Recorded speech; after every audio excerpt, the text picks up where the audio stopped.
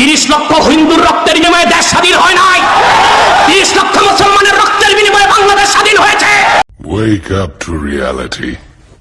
1971 সালে মুক্তিযুদ্ধে 2 লাখ ভারতীয় সৈনিক বাংলাদেশে এসে ফ্রন্টে থেকে পাকিস্তানের বিরুদ্ধে যুদ্ধ করেছে। তারা কোন ধর্মের ছিল একটু বলে যাবেন? 3843 জন ভারতীয় সৈনিক 1971 সালের যুদ্ধে মারা গেছে। তারা কোন ধর্মের ছিল কমেন্টে জানাবেন।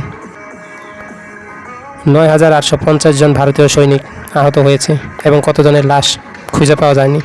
তারা কোন ধর্মের ছিল একটু জানাবেন। লুঙ্গি খুলে গোপনাঙ্গ চেক করে হত্যা করা হতো তাদের। তারা কোন ধর্মের ছিল?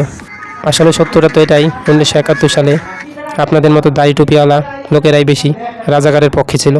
তাই রাজাকারের ইতিহাস ঘাটলেই দাড়ি টুপিওয়ালা লোকদের বেশি পাওয়া যায়।